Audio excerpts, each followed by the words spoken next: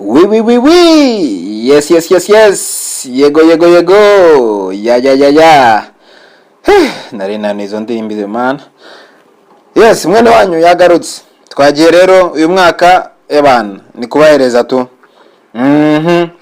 Rero ngiye kubahereza gastori ko mu iki cyumweru kazaba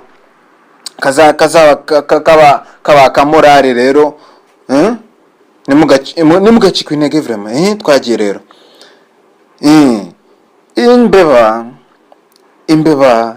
mvuze imbeba yigiriye mu kiliziya cyangwa mu rusengero ishaka kwisengera ngo isaba Imana irinde iminwa y'ipusi abantu batazi ipusi ari cyari cyo mu gifaransa ngo ni chat, mu cyongereza ngo ni cat, abaframa nabo ngo ni cat, ngo abaswahili nabo ngo ni paka, mu gishinwa nzababwira icyumweru gitaha. Twakomeje. Okay. Igisenga rero iyo mbeba arebye ku ruhande isanga yicaranye n'injangwe. Injangwe nayo ni nk'ipusi kwa. Ngo injangwe yitinda umushitsi igira ubwoba bya danje maze ibyo injangwe ati witonde hano ntukarangwe n'urukundo nabyo kuryana bihaba ntabwo bihaba vrema. Injangwe nayo ati uzi ko uri umusazi wowe. cyangwa mbise binyibutsa ngo abantu benshi bavuga ko ndi umusazi ariko umusazi amenya undi rega. Twakomeje hano iti imwongezaho ari injangwe ngo hano barya n'umubiri wa Kristo nkanswe wowe urinde uri mwene bande ukomoka he. Ise nyibutsa akandi ga story kabajama bashatse kwigana Paul rero abatamuzi bazamumbaze ngo bashaka gukuramo amadayimoni abantu bigira rero badanje nabo bigiraho babandi abapotre makasi.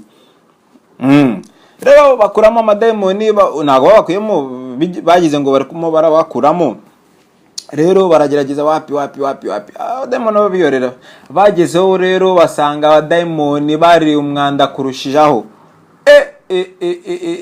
Bana bari inkoni zirenze utashobora kubara. Nimuzabigerageze rero, don't try this at home. Okay, twakomeje. Donc ngo nkanswe wowe ari injangwe imusubiza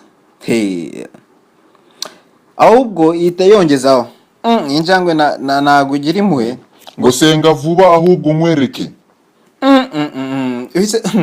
Wise nyibutsa kandi gastori none se wigeze ujya mbabaze wigeze kujya mu bukwe cyangwa muri fete ufite umwanzi wawe ugasanga ariho nawe yagutanze ahubwo niwe mugiye kwicarana ku meza imwe uburawo unyura.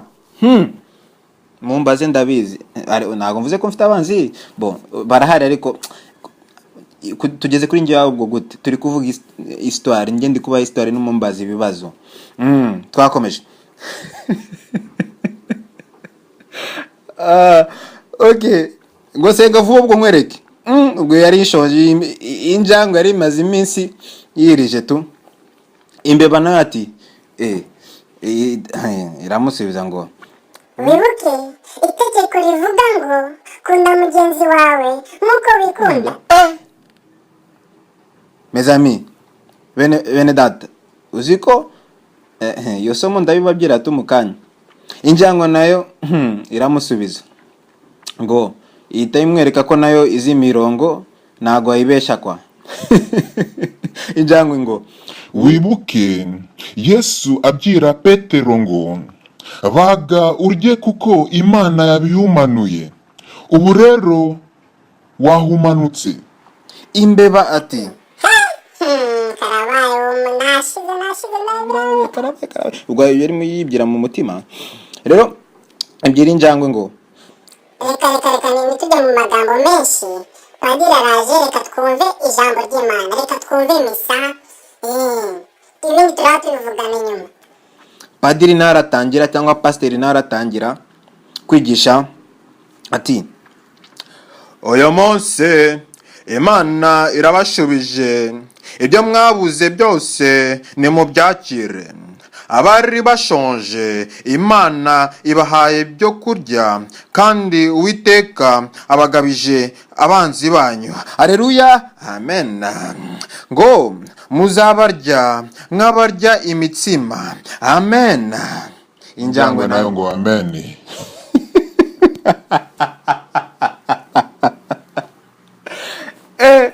Ireba imbeba ngo irayibwira Imbeba ngo we peti, ngo hari icyo urenzaho ku byo padiri avuze?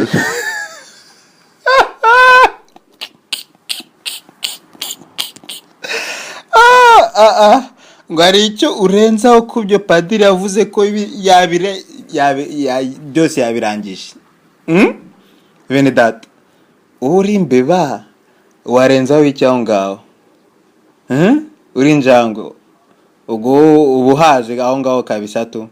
Rero muri ari story bene data, tuzagiye tujya gusenga Imana mu bihe byose, byaba mu byago, byaba mu byishimo, cyane cyane no mu byishimo. Ni tuzajye tuyibuka mu byago gusa, tuyisaba ibintu dushaka, ni nkaho turi gukora komande, ni nkaho turi guhaha, ni nkaho turi Clemenceau, ni nkaho turi Gikomba, ni nkaho turi Media Market. Hoya, muzajye muyubaha, muyishime ko deja mufite ubwo buzima mufite. Ngaho rero mwene wanyu mukomere, mukunda abantu, museke, twagiye.